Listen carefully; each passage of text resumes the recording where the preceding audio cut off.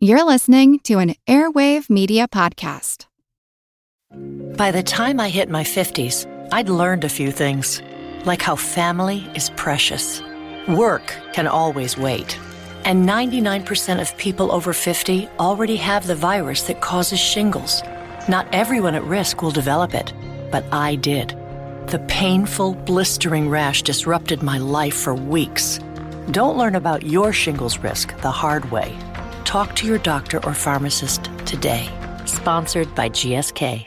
Grown-ups, if there's a child in your life who is interested in, curious about, or fascinated by people and places from history, then my podcast, The Past and the Curious, might just be a hit in your home.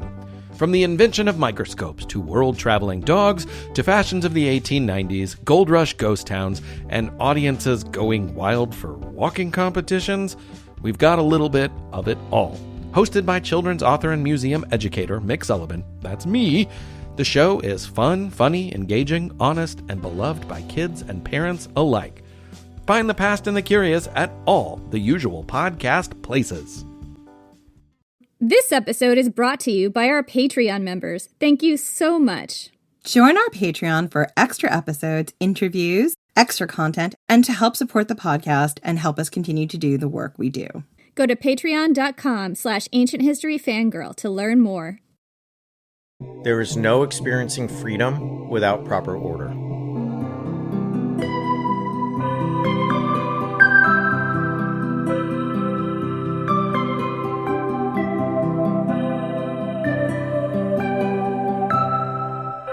I'm Jenny Williamson. And I'm Jen McMenemy. And this is Ancient History Fangirl. Podcast Takeover. We have decided to take a break from our usual ancient history episodes, the Seven Wonders, and our book club to talk to you about something that everybody needs to know about, Project 2025. This is a takeover. We're dedicating the month of August to Project 2025 and its threat to our democracy and to everyone here, all of us. And joining us in our penultimate episode is none other than Brad Onishi, co-host of Straight White American Jesus, a podcast that explores the culture and politics of Christian nationalism from the perspective of two ex-evangelical ministers turned professors of religion. Welcome, Brad. Thanks so much for having me. Great to be here. Thank you so much for coming on. This is so exciting. Yeah, we're both thrilled. Oh my gosh, I listen to your podcast all the time. That's flattering. Thank you for that. Yeah, I never know what to say to that except for that's really cool. So thanks. I know a lot of people feel that way about us too. Like, this is someone I listen to when I'm doing laundry or, whatever else I'm doing. And it's just like, wow, I hear your voice a lot. And thank you so much for coming on. No, yeah, whenever people meet me in person there, I feel like they're disappointed. They're like, oh, you thought you would be taller or something. But, yeah. Yeah, we get that too.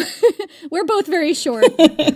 I listen to your podcast every week because there are just so many things that happen in conservative land that I see on the news that just absolutely baffle me. And you are so good at explaining it and breaking these things down. Can you give us a bit of your background, the work you do, and your relationship to evangelicalism? Sure. I grew up in Southern California, which is not a place a lot of people envision as a kind of conservative or super religious part of the country, but it actually is, especially where I grew up. I grew up in Orange County, the north part of Orange County, like right on the border of LA County. So my hometown is Richard Nixon's hometown. So I grew up like a mile from where he was born and raised. My church is Richard Nixon's church. I converted when I was 14 and got invited to a Wednesday night Bible study by a girlfriend. Thought, this is perfect. Mom will definitely let me go and I can see my girlfriend because that would never happen on a weeknight when you're 14. And ended up just converting in a really extreme way. So by the time I was 18, I was a part-time minister at the mega church. By the time I was 20, I was married and a full-time minister at that church and headed towards seminary.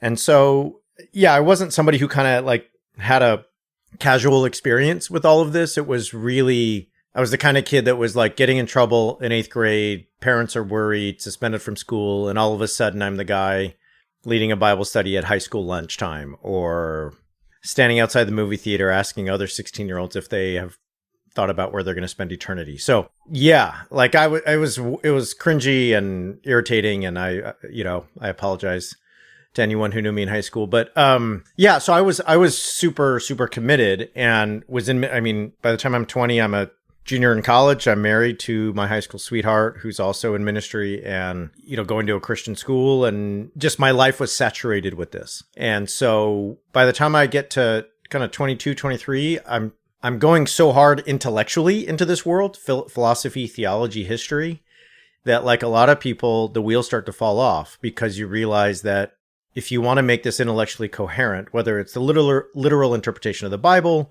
or mapping history onto the Bible's version of what happened in terms of ancient Israel or whatever, or just theologically, making sense of, all of the different tenets of free will and, how God thinks of sin and down to politics when it comes to abortion and other things, blah, blah, blah, blah, blah. It all just started to fall apart. So my answer was, I'm going to go to graduate school far away and figure everything out and get out of my hometown for the first time in my entire life, a place where I won't see folks at the grocery store. I won't have to, shake hands every time I leave the house and feel like people from church are spying on me when I go to the coffee shop and I'm reading these theological books that they think are dangerous. And so I went all the way to England and somehow finagled my way into Oxford University to get a master's degree. That's another story for another time. But yeah, in a matter of 6 months, got divorced. We just sort of decided we've been together since we're 14. We're now 24. I think we want different things out of life. It was really amicable. We're still friends. We still talk. But it was just one of those, like, now that we're not ensconced in our hometown, I think we're going to do other things. And I also kind of realized I wasn't sure I was a Christian anymore. So, like, within 6 months, I lost both my soulmates. Both of the ones that, like, anchored my life were gone. And I, like, lived in a dorm in England, 6,000 miles from home, having no idea who I was or what I wanted. I'd never done a lot of stuff because, like, from the age of 14, I was, like, super into Jesus. And so I had never, like, I ordered a beer for the first time at a pub and I was, like, shaking, walking up there, like, oh my God, the devil's going to strike me down as soon as I order there, and I, like, someone offered me a cigarette one time. I was like, of course, let's smoke a cigarette. That's, of course, I'm normal. Let's do that. And I think I tried to smoke the wrong end. So, all that to say, I life got weird for a minute because you kind of had to figure out who you were. But I stayed in the religion game, became a religion professor. So I've kind of lived it. And now I've studied it for the last 15, 20 years.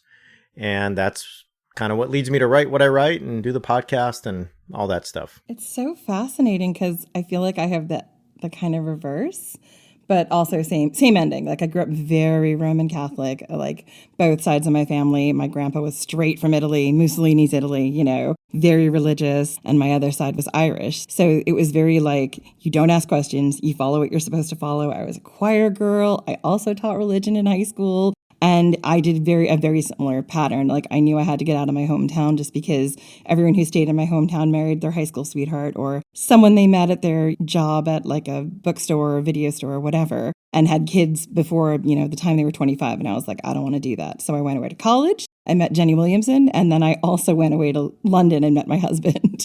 And I had the same thing where I'm just like, the contradictions here. I didn't take a lot of religion courses in college because I was very, like, anxious that I wouldn't be able to, like, deal with questioning all things at once. It wasn't really until a little bit later and reading a lot of theology papers, because I worked at the Writing Center as, like, a tutor, that I started thinking there's a lot of contradictions here that I just, as a woman, as a human, as someone who cares about others, can't make sense of. It's amazing how these things, even when you think, it's like when Michael Corleone thinks he's out of the mob, but he's not, and you just, it doesn't matter what you do. The religion isn't done with you, for better or for worse, sometimes that's good and sometimes that can be bad. But yeah, I mean, the way you described it. I even did Catholic school. I forgot I had a couple of years in Catholic school with the uniform. It was a lot. And again, it just very much indoctrinated me. Like, we don't ask questions. I mean, sorry, listeners, I was pre-internet. Like, I couldn't just Google something. If I wanted to, like, find out why we do this thing, I'd have to go look it up. At my library, it was run by nuns. I was like, I can't explain that I'm, like, 11 and don't understand why we do this thing in communion or in church, because then they're going to be like, what have you been doing this whole time? And then I'm going to have shame. Oh, man, it brings it all back. We could just spend the next 3 hours. It does. But we won't. We won't. We're not going to do it. We're not going to do it. No. The temptation is strong, though. I feel it. As someone who was raised a heathen, we have talked quite a bit about Project 2025 in our previous 2 episodes about what it is. and what the Heritage Foundation is, which created Project 2025. And I think it's probably accurate to say that we're both still hearing from some people in our lives that they feel that worries about Project 2025 are overblown. Like, this is never going to be put into practice. Like, yes, this is something some fringe group is saying, but this isn't real. Why are so many people upset with this? And Brad, what would you say to those people? I would say I love you, and I'm glad you're my friend and my nephew and my colleague, but you're completely wrong. So Project 2025 comes from the Heritage Foundation, which I think a lot of people know now. And I think one of the things that is easy to miss about Project 2025 is just going back to what Jen was talking about. It comes from a really reactionary Catholic universe. And I'm not talking the liberal Catholic social tradition. I'm not talking about a Catholic tradition that is based on a separation of the spiritual and the temporal, or an overriding concern with the vulnerable, the poor, the outcasts. I'm talking about a radical traditional Catholicism that rejected Vatican II and really saw that as kind of a beginning of their need to reform not only their church, but their country. So Heritage Foundation started by a man named Paul Weyrich, among other people. So Paul Weyrich is someone who is infamous in terms of the religious right. So if you've heard of Jerry Falwell, if you've heard of Pat Robertson, he was the political operative behind making them into the political powerhouses they were in the moral majority. Paul Weyrich was not a pastor, but he was deeply religious. And I think this is something that we often miss with Paul Weyrich. People often look at him as like a political entrepreneur who really wanted to find a way to link up his really hardcore right-wing agenda with an army of evangelicals, right? So it was a match made in heaven. That's a really incomplete story. Paul Weyrich is a radical traditional Catholic who rejected Vatican II. He actually left the Catholic Church in its sort of mainstream Rome-based articulation because of Vatican II. He did not like the fact that the Mass was being said in the vernacular and so on. So he is somebody who had a worldview that was hierarchical, patriarchal, and really understood a strong male leader as the best form of governing house, church, society. And I could go on and on about Paul Weyrich, but I know some of you are already like, okay, that's enough. And here's my point, though, to my friend I'm talking to, is that's where it started. It never stopped. The Heritage Foundation is one of the most powerful think tanks on Capitol Hill. In the conservative world, it is a think tank you need as a candidate, as a politician, anybody who wants influence. The Heritage Foundation is not an institution that you can have as an enemy. It is that powerful. They are wide-reaching in their programs, in their funding sources, in their influence. The current leader of the Heritage Foundation is Kevin Roberts. Kevin Roberts, like his predecessor, the founder, Paul Weyrich, is a reactionary Catholic. He is somebody who calls himself a cowboy Catholic. And he just wrote a book that was supposed to be out now. It was pulled from the shelves because it sheds too much bad light on the Trump J.D. Vance ticket, because J.D. Vance wrote the foreword. So anytime somebody's like, the Trump and Vance don't know anything about Project 2025, all you have to say is Kevin Roberts, head of the Heritage Foundation, publisher of 2025, just wrote a book. And the guy that wrote the foreword saying this is essential reading is J.D. Vance. Now, in that book, Kevin Roberts says a bunch of things. He calls teachers insane and crazy. He says that they are coming for the remaining public schools, that they don't want an exit from the system. They want to basically overturn the system. He wants to end access not only to abortion. That's just a given. We're getting no abortion in the country. He wants to end contraception. No contraception in the country. He is somebody, The Guardian has reported, and Gareth Gore has done great reporting on this, has ties to Opus Dei. So I don't know if Opus Dei fits. It's not necessarily ancient history, so I don't know if it totally fits the scope here. But you know, Opus Dei was founded in a fascist structure in Spain with deep ties to Franco, and Kevin Roberts has been influenced by Opus Dei in significant ways, according to reporting. All of that to say, Project 2025 is not just a Christian kind of thing. It's a reactionary Catholic thing that sees trans people, as out of order in God's universe. It sees contraception as against God's plan for sex and marriage. It sees any queer relationship as sinful. It sees on down the line to the ways that men and women should relate to each other. So I can go on. If I get rolling, it's going to be a long day. So I'll just say, if you think that this is fringe, J.D. Vance wrote the foreword for the guy that published Project 2025, and they had to pull that book from the shelves because it was going to hurt Trump and Vance in the polls so much. One more thing, and that is we just have secret recordings of a man named Russ Vought. And Russ Vought is who everybody thinks is going to be Trump's chief of staff. Russ Vought worked intimately on Project 2025. And he was caught on tape telling people he thought were wealthy donors that they were going to stop immigration of those who are not Christian. They were going to deport 10 or 15 million people. And they were going to renew the country so that, and these are his words, it is a Christian nation. He claims in this video that he has the complete trust of the administration, and they trusted him to build a platform, aka Project 2025, because of their trust in him. So whether it's Russ Vought, who many people think will be chief of staff if Trump's elected, or Kevin Roberts, the publisher of the Project 2025, there's no way to say this is fringe. Sorry, one more thing. ProPublica just published 14 hours of training videos from Project 2025. 29 Trump cabinet officials or campaign officials appear in the training videos for Project 2025. The woman who's on the campaign trail and the spokesperson saying that Trump doesn't know anything about Project 2025 is in one of it's Catherine Leavitt, is in one of the videos saying, here's how you train people to do Project 2025. So, yeah. Anyway, I'll stop. I'm sorry, but it's just, yeah. Well, we had you on so you would go off about this stuff specifically. So it is fine. So you're more than, and we're here to listen and learn from you, and so are our listeners. It's just I have a very strained relationship with my uncle who has very much gone down the Trumper Project 2025, and it's just hearing you say this, I'm like, I get what happened to this person. I get how he was activated and radicalized, and it's really sad.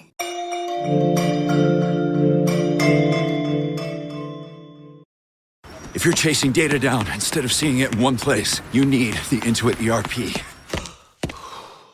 Intuit Enterprise Suite. All your data in one place with built-in AI for real-time insights. Learn more at intuit.com/ERP.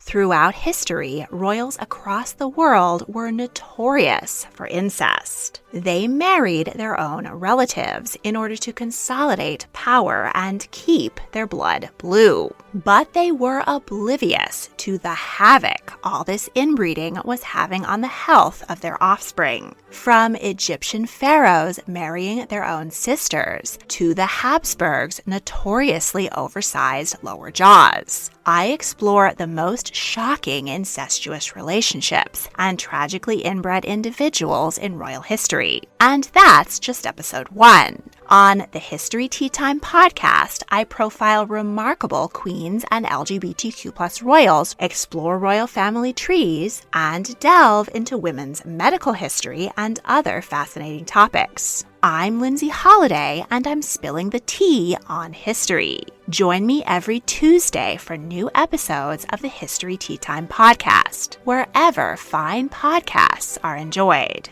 No one hates history, they just haven't found the right teacher yet. Or in this case, a nerdy best friend who loves to tell you all about world history, women's history, and weird history. Hi, I'm TK, the creator of For the Love of History podcast, a place for people who want to learn more but don't know where to start, and history lovers who want to break from the mainstream. From rat trials to warrior women, we cover topics from every country and era. Whether you're a history expert or just starting out, there's a place for you here in the Time Machine. So join me every Friday on your favorite podcast platform and YouTube for a brand new topic. See you there. Bye.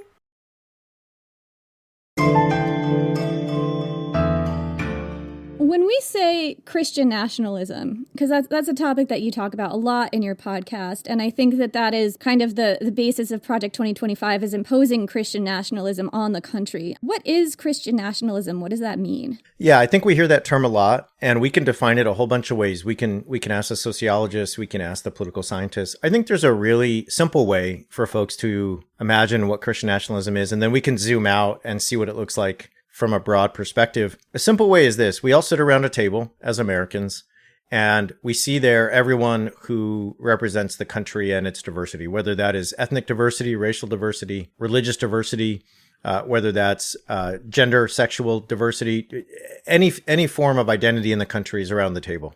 And the Christian person, and usually it's a white Christian person, stands up and says, look, it's nice to have everyone here. Most of you I don't have a problem with. Some of you I do. But by dint of me being Christian, and, maybe without saying it, by dint of me being white, I just deserve a different place at this table than anyone else because I'm a Christian. And then to legitimate that claim, they're going to give you this really reductive history that says this country was founded as a Christian nation. Like, they don't want to talk about the complexity of Thomas Jefferson's faith or James Madison on religion, or they don't want to do all that history. They just want to say, founded as a Christian nation. Therefore, as a Christian, I am inheriting the founding of the country. And thus, I deserve a different place than everyone else. Now, most of you can stay. Most of you are going to be fine. You just need to know where you stand here, because I'm just going to get a seat that's a little bit elevated by dint of my identity as a Christian and implicitly as a white person, and kind of goes without saying a heterosexual person and a cis person, and so on and so forth. So Christian nationalism basically says in the United States, the Christian should get privilege above everyone else. Now, all right, that's one way to look at it. If we zoom out, what does that look like in practice? Well, what it looks like in practice is you have around 25 to 30% of the country, according to data, that will say that the United States government should declare this a Christian nation. Whoever's president, Joe Biden, Kamala Harris, Donald Trump, they should formally declare this a Christian nation. So about a quarter of the country will say that should be true. They will say that we should teach the Bible in our public schools.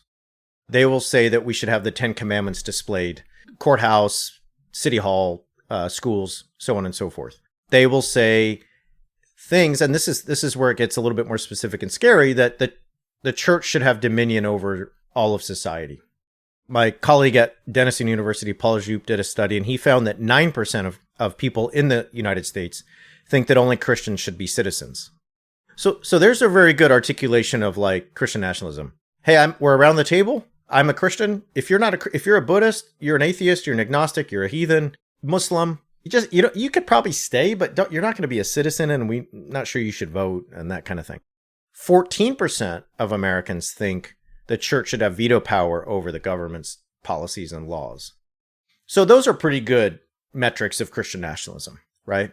And so I think, anyone who thinks that just by dint of being Christian, you should get a privilege economically, socially, or politically in the country is a Christian nationalist. Okay. Now they could be a church lady who's like not scary, seemingly, and won't vote for somebody unless they're a Christian, thinks that you should have to pray before school starts. That's a Christian nationalist. Now, are they at the Capitol? Maybe, maybe not. Like rioting on January 6th? Maybe, maybe not. Probably not. They're probably at home. But they are Christian nationalists on one side of a spectrum. And if we go to the extreme end, we have Christian nationalists who will say, this should be a Christian country. And Russ Vought said it on video recently. We're going to stop immigration, and you can't come in unless you're a Christian. Many Christian nationalists would say we need to repeal the 19th Amendment. Women should not be able to vote. Many Christian nationalists would say we should have laws that impose order on society such that we can't convert everybody, but we can make this look like a Christian nation. Like there's no businesses open on Sundays. Pornography is outlawed in total. Contraception is outlawed. No fault divorce is repealed, right? So you can start to see how this looks in practice. If somebody wants to impose Christian nationhood on us locally or at a state level or at a federal level, you can start to kind of understand what it might look like in terms of day-to-day life. So happy to say more, but that's maybe a beginning. One of my brothers moved down to North Carolina. My parents have retired here, and I'm spending some time here with them. And one of the things that my parents have always remarked on, and they see it very innocently, is like, oh, it's nice that some businesses here are closed on Sundays, or you can't buy alcohol at the state store on a Sunday, because they think like, oh, it reminds them of sort of their past and days gone by. But the reality is like that's also pushing an agenda. And I think a lot of people don't understand what that agenda is and how that sort of starts creeping in. If all of a sudden it's small and then it kind of gets wider and wider. And I also just wanted to say before we get too far away, correct me if I'm wrong, America was not founded as a Christian or a puritanical country. It was founded by people down here in this area of the country first who wanted to exploit the land and the people for anything they could get. It was a colonial place, correct? Yeah. So I think one of the ways I explain it to my students is there are so many Christians involved in the American founding. Whatever you want to talk about that as being, we can talk about the Chesapeake region. We can talk about the Massachusetts Bay Colony.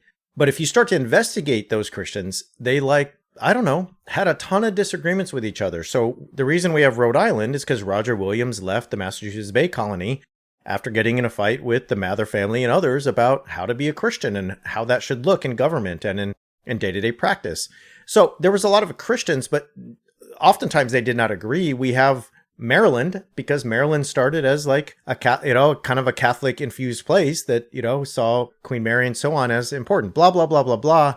There's also so many folks who would not fit the title of Orthodox Christian as part of our founding. Thomas Jefferson had a Bible where he got rid of all of the miracles, okay? Because he thought they were embarrassing.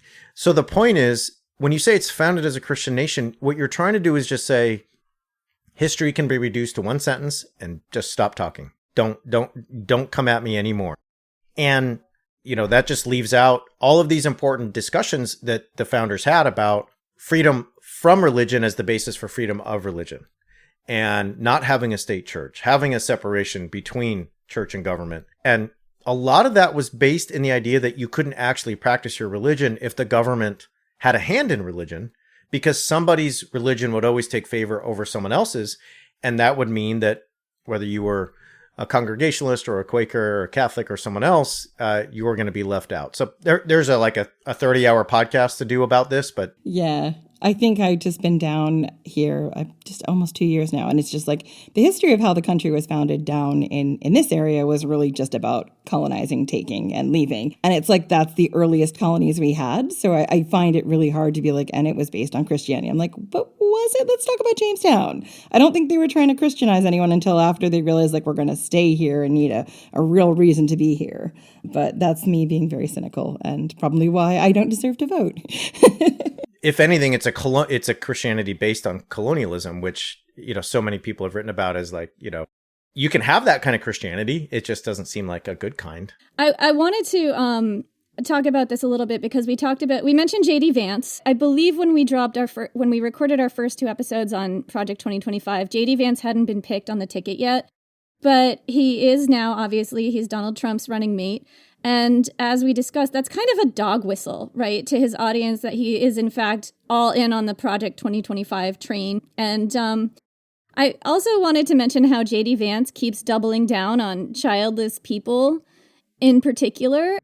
Jen and I are both childless cat and dog ladies. And as we mentioned, J.D. Vance doesn't think we should vote or doesn't think we should have as much of a vote. Why are we suddenly seeing all of this vitriol towards childless people, childless women in particular?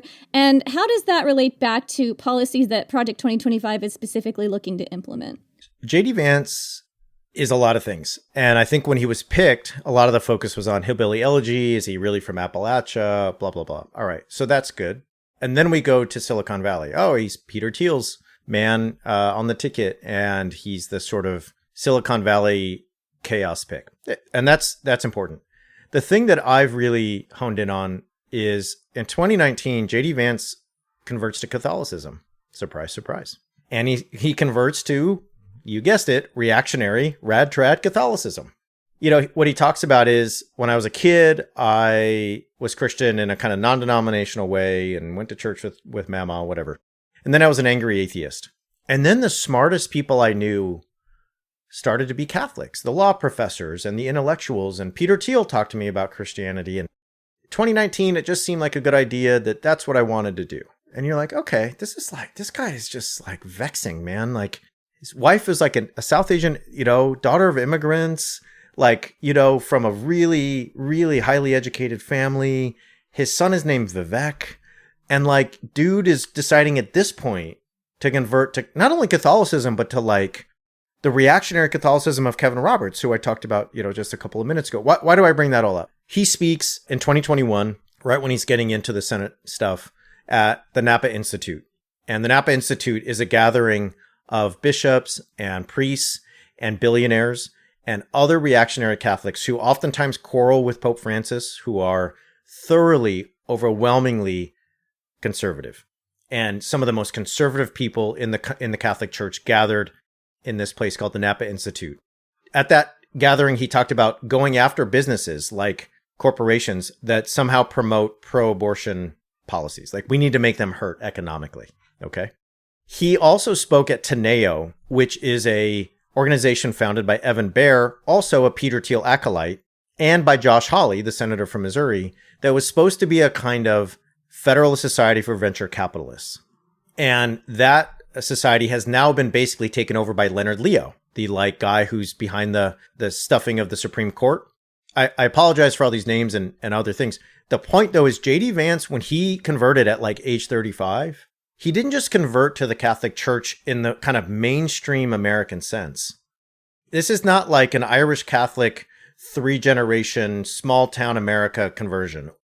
Like, my partner's Polish, and she grew up going to Polish camp in Northeast in Massachusetts. And when I go home with her, everyone sort of just goes to the local parish, and it's just the Polish Catholic Church, right? J.D. Vance didn't convert into that white ethnic 4-generation Catholicism, working class, union, labor, Irish, Polish, Italian. Nope. This dude converted very consciously into a brand of Catholicism where you see women as having the primary role as giving birth, where you see male leadership and patriarchal leadership of the family as the primary driver of society. Where, as Kevin Roberts says, contraception is probably responsible for the breakdown of civilization. Okay? I mean, he says that in the book, Kevin Roberts says. So you see J.D. Vance convert to this, and then you start looking who are the Catholics he's hanging out with? And he's hanging out with these Catholics who are called common good conservatives. They're law professors, they're theologians, they're post-liberal philosophers. And they have this idea that conservatism should not be about small government libertarianism. That if we look at Reagan and what he tried to implement, going back to Buckley and the 1950s, you have a conservatism that's let's fuse two things: small government, low taxes, big ass military with Christian identity. And that's how you get Mike Pence, right? That's Mike Pence. And Mike Pence is somebody I disagree with on 999 things out of 100. And I don't like Mike Pence, and this is no homage to Mike Pence. Don't email me. But what I'm saying is that's the kind of conservative Mike Pence is. Small government, low taxes, Christian man with the white hair, holding an American flag. All right, good for you, Mike Pence. J.D. Vance is a different kind of conservative. He's a big, invasive government conservative because the common good theologians and philosophers he hangs out with think this: small government leads to everybody making choices based on their free will. We need a government that will impose the good on everybody, and we know it's good for everybody. And if you're not willing to go along with the good, you should be punished. And so, Jen and Jenny, if you're not willing to be in a heterosexual marriage and have children, you should just get less of a vote and just realize you're just not as important in society. You have no skin in the game. You don't care about America. You don't care about the world. And you're just not doing what you're meant to do in terms of what God imagined when he made you. So why should we let you have as much power as the person with 5 children who's raising them as a trad wife on the prairie? Sorry, we're just not going to do that. And therefore, childless cat ladies, breeding, he just can't stop. And every time you can see the campaign managers trying to get JD to hey, should we just talk about maybe football? Hey, buddy, you're in Ohio today. Talk about football. And then he just word salad about breeding and childless people. And he can't, but it's because he converted to this in 2019 and he really, truly believes it. And this is the thing he wants to implement in this country. And so he's a true believer in that sense. And it's a very distinct form of Christian nationalism, right? This is a Christian nationalism that says, I know what's good for everyone. It's like my 3-year-old, right? I have to tell her sometimes, I know what's good for you. And she's like, do you though? And as a parent, she's right. And I hope she always looks at me that way. But as a parent, you have to make these weird decisions. But I just said a word, parent, right? Is the government supposed to be your parent that makes individual choices for you as a grown person? I don't think so. But that's what J.D. Vance would like you to believe.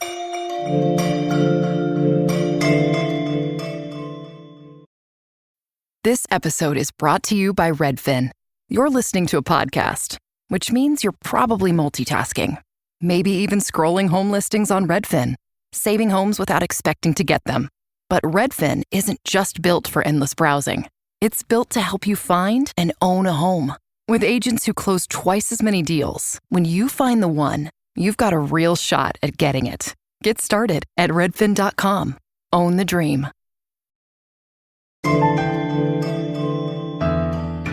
Why can't these people just have their own religion that they have and then live in a pluralistic society and accept that many people don't follow that religion? They may follow a different religion. They may follow no religion. Like, so many of us are able to do that. And this seems to be something that they just cannot mentally do.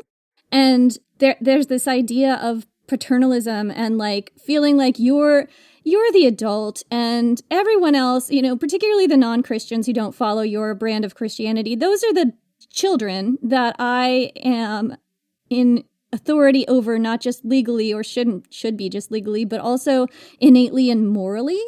What is that? Like, why can't these people just be in a pluralistic society, I guess? It might be too big a question, but I just wonder what you think. No, it's a spot on question, because there's a book called The Flag and the Cross by Phil Gorski and Sam Perry. And they have a great section in there where they say that, look, for the Christian nationalists, the white Christian nationalists especially, there is no experiencing freedom without proper order. That Christian nationalism at its core is about ordering society in a way that I feel free. So if we go back to the table where everyone's sitting around as Americans, the round table, and the Christian stands up, the white Christian is like, I kind of get an elevated place above all of you. What they're saying is like, as long as everybody knows their place, we're going to be good. Let the white Christian guys be in charge. If you're Muslim, just be quiet. If you're queer, just stop talking about it. And as long as you're not weird about it and, I don't know, wanting rights and representation and, you know, like pride parades, then just you'll probably be okay. Don't be in a queer relationship specifically. Like, you know, just try to be straight. Yeah, try to be straight. Look, don't be married and not have children or have fertility issues, because God knows you can't freeze an embryo anymore. No. And, you know, so like, and I just side note on that, like there are people walking around at Trump rallies right now. I don't know if y'all have seen this. Things are about to get weird, listener. So just so you know, and I'm not making this up, and I'm not saying this to be bizarre. There are people at Trump rallies this week walking around with sperm collection vials, containers that say like JD Vance's name on them. And they think that is a way to make fun of Tim Walz and his partner, who used IVF as a way to conceive twice. I'm not, y'all can look it up, and you can, everybody listening and can Google it. There are people walking around at like JD Vance and Trump rallies with like the kind of container you would use at a sperm donation bank with JD Vance's picture and name on it. Yeah, there's a lot. I don't know how this podcast goes in terms of, there's a lot of names for these on Twitter that I'm not going to repeat. You can say fuck, shit, whatever you want. You can swear. Yeah. Okay. So like at one point, like JD Jizz vials was trending. So anyway, just as you, Jen, you just brought up IVF and all that. Like they have now arrived at this place where IVF is this sort of evil or this whatever. So all that to say, going back to the original question, why can't they live in a pluralistic society? Because to them, they're not free unless everything is ordered how it should be. And everything is ordered how it should be when Christianity is the mechanism that sets in place the entire social structure of our lives. And so you have Christian nationalists who will say, like Joel Webbin is one, he'll say, I took my kid to the park and there was a woman there dressed, and this is his words, because I don't think he's actually being accurate, but these are his words, in like full Hindu dress. And like, I have to explain to my kid who's 9 why this lady's in our country and that like, this is the United States and she's here. I don't want to do that. I don't want to have to go to the park and see people dressed in like Hindu garb and have to explain that to my kid. This is the United States of America, is it not? And he's saying as a Christian, I should not have to do that. And I don't want to do that. Okay. So when you have a situation where you look around the public square and you have folks who are not following the order they think should be imposed in openly queer relationships, interracial marriages, living life as a single person, gay brunch, drag queen story hour, you name it, polyamory, throuple, what, right? instead of saying, live and let live, you do what you want, I don't agree, but I'll just go over here and go to church and pray, they say, we probably need to take action to make your existence illegal, or this country's civilization will break down to the point of apocalypse. That's how they view it. And so they just think like, I can't live and be free unless this country actually gets its hierarchy in order, and then I'll feel like my liberty is restored. That's why I can say that gay people getting married hurts my heterosexual marriage, even though like it didn't change your marriage and no one downgraded you or it didn't. But there are so many preachers that will give you that line because they'll say, if gay people can get married, then my marriage means nothing. And when I tell my students that, they just sort of laugh. They can't get it. But it's all about order and freedom, right? It's all about freedom is only experienced if everybody obeys by the social hierarchy that God wants. This just gives me chills. It is so scary. And I find it so offensive as someone who went through fertility struggles. Like you're saying, my marriage is less, I'm less of a person. All of this is less because we didn't have children. And I find it so offensive. Also, if you had tried IVF, Jen, that would also be lesser. Of course it'd be lesser. And listen, Jenny, I'm a ginger, so I have no soul. I'm already going to hell. Like, I might as well. You might as well do the IVF. I mean, might as well go for it. But it is one of those things. You know, there's this whole thing about wanting to really litigate a woman's body and what you can and can't do as far as reproduction. But there is literally nothing in place and nothing in these plans with these small governments that are going to take care of these children who will exist. That's exactly right. And so I think, you know, what I always think about when I read the books by the kinds of philosophers and theologians that influence J.D. Vance is they want a big government that will legislate the bodies, but then will not support them as they enter the world in any way. A woman's sexuality that, like a woman who has access to contraception and no-fault divorce is the scariest thing to them because they're like, the ability to control you and put you in the social order how you're supposed to be has gone out. We can't regulate. And so, of course, J.D. Vance is caught on tape saying he wants to punish women who are on the highway driving from one state to another to get reproductive care because their state has outlawed abortion. Of course, he's saying that IVF is a sin. Of course, he's saying that if you don't have children, you're less. I mean, he said he was caught on tape the other day just to make this worse and make you even more angry, Jen. I'm sorry. I don't know if you saw this, but he said the whole purpose of the postmenopausal woman is to take care of her grandchildren. Like we're utilitarian, like we're objects to use. I'm not postmenopausal yet, but like, you know, we're all heading in that direction eventually. Yeah. If we're lucky, we get to be postmenopausal, right? Like that's the other thing we're not discussing is like it is a privilege to live in a country where hopefully you can make it to that age. But only to take care of other people's kids. Let's be clear. What infuriates me is like knowing what I know. My mother was a teacher for many, many years in Brooklyn in a very impoverished area. And knowing what I know about foster care and the way the system works, like there are so many people who these Christians, they're not well-meaning Christians, who these people could turn to and help if they're that invested in what happens with children and all of that kind of stuff, but they're just not interested in it. It's like if they took just, I don't know, a tenth of the energy that they're spending trying to litigate the scary woman who has no children and an income and used it on the people who really need it, like the world would be a better place. Wasn't J.D. Vance going off about dog parks the other day? Like just upset about women, childless women, that he assumes are childless at least, being happy in public? In the book Kevin Roberts wrote, he bemoans this park in DC that has too much room for dogs and not enough for children. And that's a sign to him that the country has gone to hell. Oh, that's where that comes from. I'm sorry. I'm probably mashing up different people.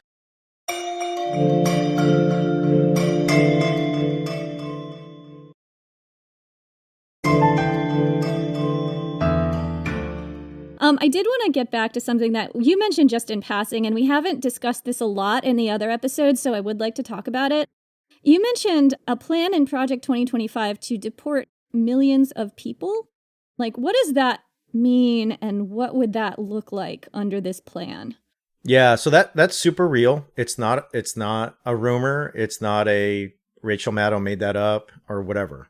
So on the tape that I just mentioned, Russ Vogt, and if y'all want to Google this, VOUGHT, Russ Vogt says on video, one of his priorities is to deport 10 million people.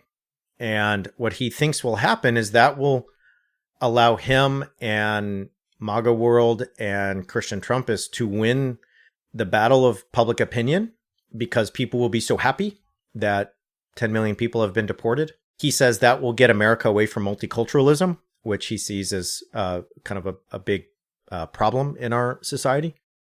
Stephen Miller, the Trump aide, who's often on television and is in front of the cameras, is basically somebody who has been an architect of this. So what he imagines, and again, friends, not making this up, are large, massive detention centers in rural parts of the country where you've gathered hundreds of thousands of folks by country. People from Mexico, this is his vision. People from El Salvador, people from Guatemala, people from wherever they may be. And he says, look, if you can do that, you then just basically have a schedule where 5 times a day you have planes going out to everywhere from Mexico to Nigeria to wherever you need to send people back to. So what in practice this would look like would be in parts of the country, you would have these massive detention centers with hundreds of thousands of people behind barbed wire, awaiting their fate to be returned to countries where maybe they've had a home and lived, and maybe not. This would be a pretty indiscriminate, I think, deportation program. You would also have a situation where there would be stormtroopers all over the United States knocking on doors, raiding factories, and basically pillaging neighborhoods where they suspected undocumented people of being. And you would probably live in widespread fear that your neighbor, your colleague, the person who lives up the street or who watches, it works at your kid's school, would report you, and you would then have the stormtroopers kicking down your door. Now, I'll just say, as a Japanese American, if you're like thinking, this would never happen, it's America. It did happen. It's already happened. My relatives were in camp. As soon as Pearl Harbor happened, they started rounding them up well before FDR officially did it. Whether it was in Hawaii, whether it was in California or anywhere else, they put people in camps in rural parts of the country. They held them there with no trial, with no due process. And many of them died in those camps. Many old people, because of the conditions of sleeping in horse stalls, died. I visited those graves. I visited those outposts. Many people were born in those camps, had their lives marred by them. And when they went home, none of their property was left. A lot of folks always ask me, hey, you're Japanese. How come every city I go to, there's a Chinatown, but there's no Japantown? And I'm like, because there used to be. But when they all got sent to camp, guess what? Japantown disappeared because everybody took their houses and their neighborhoods. And when they came back, it was gone. So here's my point is like, this can happen, and it has happened. And it's not a rumor. It's not a scare tactic from the Democrats. It's an absolutely real thing. And it's on the horizon if Trump's elected, period. That's horrifying. And I don't even know where to start. I had 2 questions. One was they're starting with, and not that any of this is okay, or I just want to be very clear how I feel. None of this is okay. They're starting with, as you said, potentially undocumented Americans who I believe statistically are less likely to report crimes and things that happen to them because of their status and therefore have less protections in this country. But will they be moving into people who are maybe a little outspoken, a little like anti whatever the government is doing? Have they had any plans to deport naturalized or nationalized citizens? So I think there's 2 things that are definitely already envisioned by Trump, by Stephen Miller, by others. And that is the use of the Insurrection Act to justify the military as unleashed on American citizens. So let's envision Trump wins.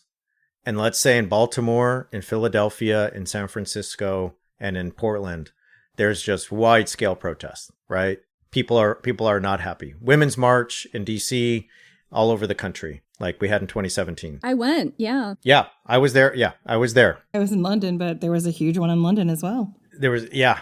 I mean, in there. So I guess my point is like, if those protests go on for a week, for a month, you can expect the U.S. military to be sent in, right? Whether or not the mayor of San Francisco or the mayor of Philadelphia wants it. And if you're a leader of those organizations, you have every reason to believe that if you're a mobilizer, a grassroots organizer, you are going to be a target. You have every reason to believe that is going to be true.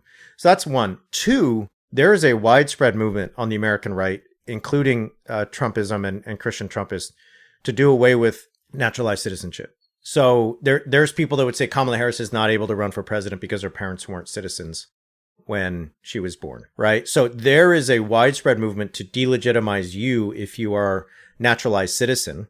And I would be in no way shocked to see a movement 2 years into Trump's term that said, if you're a naturalized citizen, we may have the right to do this, this, and this, or we might need to push through an amendment or a law, or we might even see an executive order that says naturalized citizens, this and this, right? This is all on the table in Trump administration 2.0. And so I also think that you will see folks targeted both officially and unofficially who are in public in ways that are they're deemed not to be. So the trans person walking down the street in Baton Rouge, the lesbian couple walking down the street in Raleigh, North Carolina, right? The gay married couple walking down the street in Boise. I would expect there to be more danger unofficially from the general public who is emboldened by Trump, and then more official acts that say HRT is no longer available, not just to minors, not just to, it's just, we don't do that in this country, period. I would see Obergefell as like being overturned as a priority. All of this is so terrifying, and I'm sure everybody listening has different aspects of this that frighten them with such good reason because of how much it affects them personally. What scares you the most about Project 2025, and how would it most affect you personally, do you think? Yeah, it all scares me. I think the thing that if we zoom out that will affect all of us is Project 2025 is a plan for an executive branch that is in many ways not accountable to the other branches of government. It's a unified executive that holds sway over every government agency. And therefore, it is a picture of a kind of monarchy within the American system. I also think that there's already signals from both Trump and JD Vance that they are not necessarily going to be interested in certifying like JD Vance has said, Mike Pence made a mistake on January 6th. He certified the election. He also said that what Trump should do is fire every government worker. And then when John Roberts and the Supreme Court make a decision against him, say, so what, John Roberts, where's your army? I'm the one with the army, not you. When you get an executive who starts thinking like that, hey, I've got the army, you don't. What are you going to do, Congress? What are you going to do, Supreme Court? You're halfway to autocracy, period, right? And then you have Mike Johnson, who's the Speaker of the House, who's a full-on, true-believing Christian Trumpist. And you start to see a Trump 2.0 as like, he's not going to leave. Like, I fully believe that if he's in, he'll leave if he dies, or he'll leave if like Musk and Thiel can get the 25th Amendment so that JD Vance can be their puppet president and they can institute their Silicon Valley monarchism that they're really into. Nonetheless, none of that is good for democracy or everyday Americans. And it should scare the hell out of us, no matter who we are, period. I think Project 2025 is scary for anyone with a marginalized identity, a vulnerable, right? If you are a queer person, if you are an immigrant, if you are a non-white person, if you're a person of color, a black person, if you are an interracial person, this America is not going to be good for you. It's not going to be good for any of us here. Most of the people listening to this podcast, I would venture to guess, it is so, everything that our guests have told me has just scared me so much and just made me so much more determined to talk to people about this and try to get people to vote that I know. I think as someone who lived for 16 years in a country, like immigrated there, it's a very weird and unsettling position to be in, where you know that even though you've been given status to live there, indefinite leave to remain, whatever, any law could come in and change that. And it definitely affects how you behave and how you think. And one of the reasons people come to America in general is we give off this illusion of freedom and free speech and everything else. And what this just tells me is that it's that Animal Farm. It's like free speech for some, but not all. And it's horrifying. I hate to end things on a doom and gloom note. So I want to ask you the question that I forgot to put down, Jenny, which is, what can people do both ahead of the election and potentially if the worst happens and Trump is in charge?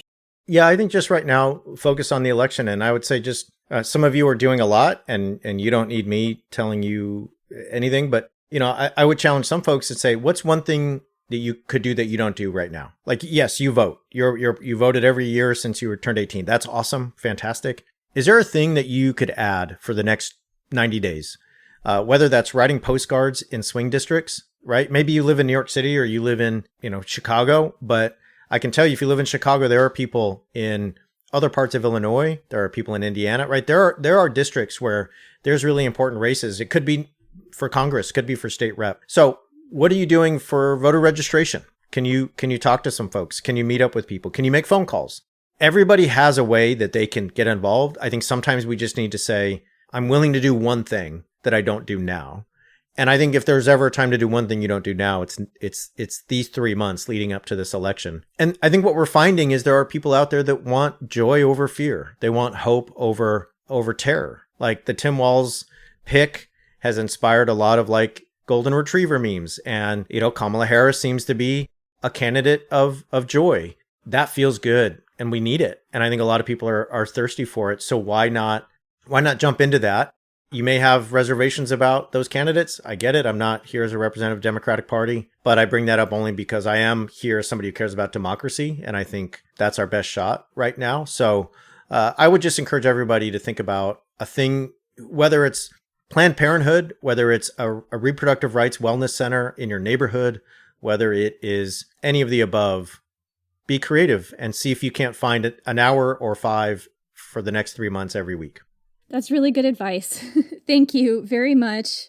Brad, thank you so much for coming on the show. This has been so helpful, and it's just so nice it's so great to hear you break this stuff down, because I know it can be very confusing, definitely for me. I know for a lot of other people, and the way that you explain this is so clear and also very terrifying, but I think we need to know this, and we need to take action on it.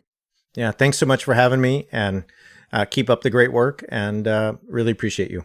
Where can people find you online? Yeah, I'm at Bradley Onishi on X. We're at Straight White American Jesus on Instagram, and my website's bradonishi.com. So any of those places, I'll be all over the country in the next couple of months. So Omaha, Denver, Sonoma, Boise, check it all out. Are you doing like a book tour or? Yeah, and just a basically anti-Christian nationalism tour. So, if you're not into Christian nationalism, come hang out. And if you are, come hang out too, and we'll tell you why we think it's bad. Yeah. Straight White American Jesus is a really, really amazing podcast. You guys should look it up. I listen to it all the time to just explain to me what is happening and why. I found it to be very helpful in my own life and talking to people who might share those views. Thank you again.